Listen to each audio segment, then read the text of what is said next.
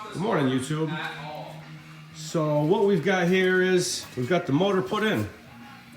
Got all the mounts mounted, and I'm at a nice comfortable waist level to run this drill bit into that hole.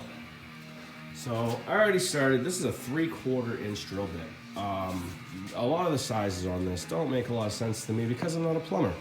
So the tap is only a 1/2 inch. NPT stands for National Pipe Thread Tap. And it's a tapered tap for pipe threads. Now, why it's a 1/2 inch, I'm still completely lost on, because if you put a micrometer on the 1/2 inch tap, it's like 18 millimeter, 18.5 millimeter.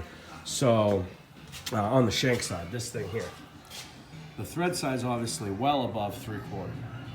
So I am opening up this hole. There was a drill bit that you're supposed to use that's around a 3/4. My hardware store didn't have that. So I'm just gonna use this 3/4 drill bit on the end of my hand tool to open up that hole and then tap some threads in it. Probably not gonna be able to hold the camera straight and the drill at the same time, so be right back. All right, guys. So here I've got the tap started in the hole. Now I did open this hole up with a 3/4 inch drill bit, which was a small amount bigger than what was recommended. However, as you can see, 3/4 inch made the hole. It just shaved a small amount of metal out of here. It didn't really take hardly anything out. So I almost think that you didn't actually have to run the drill bit through first. You probably could have went straight to the tap, saved $21.99 on a gigantic drill bit. Let me just drive this in a couple more turns. Try to keep the phone kind of like that, I guess. So here we go. Just trying to get. It's very, very hard. And as you can see, I'm down to the last 4 or 5 threads. And I've got some anti-seize that I keep putting all over the tap to catch whatever shavings. Now, I mean, it's just coolant ports. It's not like metal's falling into anything vital to the motor. Worst case scenario, some of these shavings get in the water pump, screw that thing up. But you can see, I don't know if you can, I can just simply clean the shavings out a little bit at a time. Get your pinky finger in there, drag out whatever shavings you can, and see if I can show you the threads. There you have it. There's a threaded hole. I got overzealous and I threaded that hole too. So the taps I use, this guy here is 1/2 inch by 14. Quite a bit bigger than 1/2 inch, really. But it's NPT, which stands for National Pipe Thread. If I can get that in the camera here. 1/2 inch by 14 NPT. The other tap looks the same, also NPT, but it's 3/8 by 18. That's easier. 1, 2. Alright, guys. So here we are. I've got some Teflon tape, which is just thread locker tape. Put on this. I was actually looking for a nipple. The hardware store didn't have a nipple. They sold me this kind of double-ended thread thing that I'll be able to clamp a hose onto. No problem, really. That just threads into our new hole. See that? Bought a National Pipe Thread 3/8 plug. Again, this is a lot bigger in my hand than what anything 3/8 in my life has ever done. So I'll just turn it into those threads that I made there.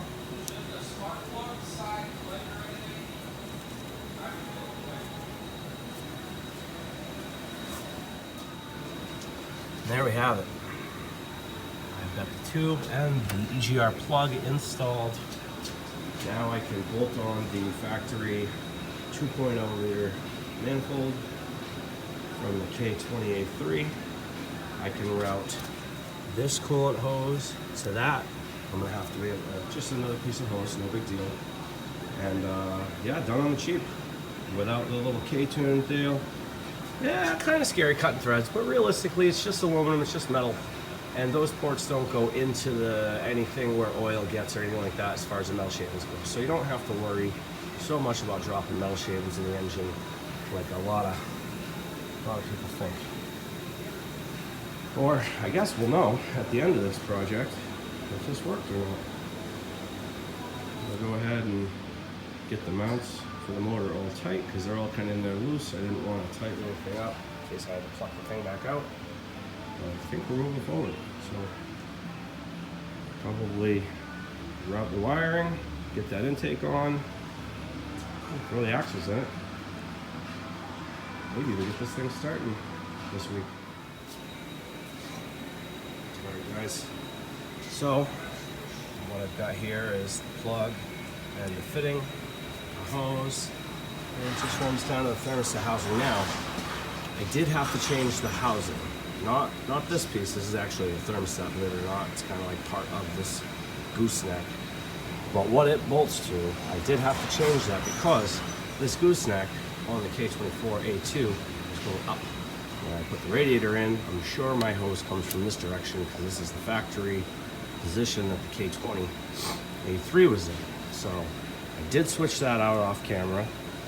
I am using the original water pipe for the A2. Hopefully that works. The K20 A3, the factory motor, was too tight here in this area to run the factory water pipe. So the heater core hoses, I didn't have to extend. They sort of stretched to reach these two nipples back here.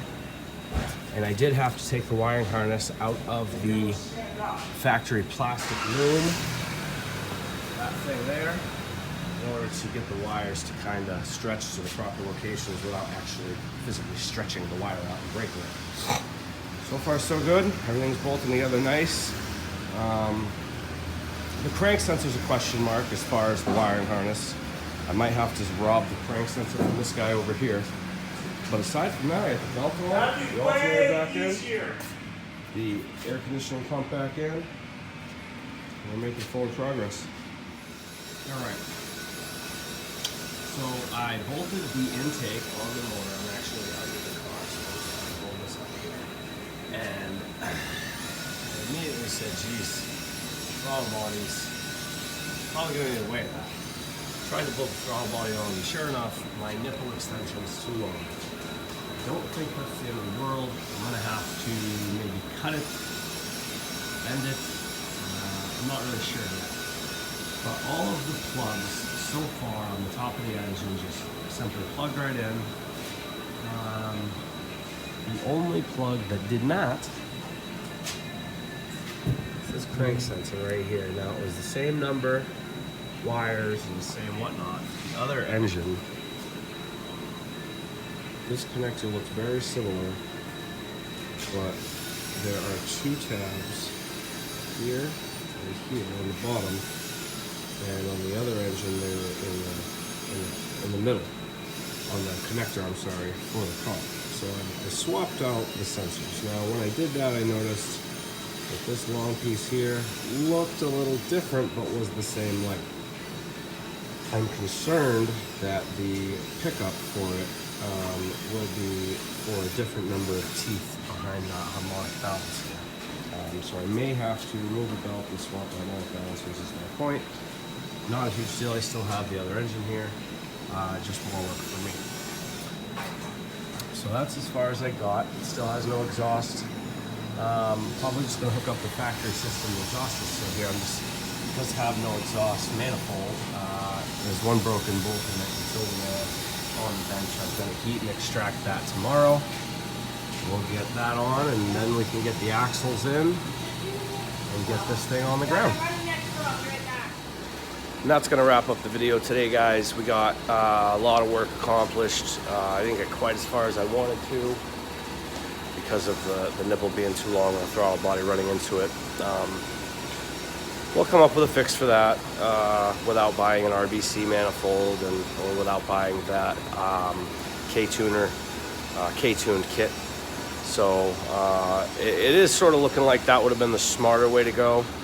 Taps aren't cheap, and this is time consuming. So I likely could have ordered that kit and would have been done.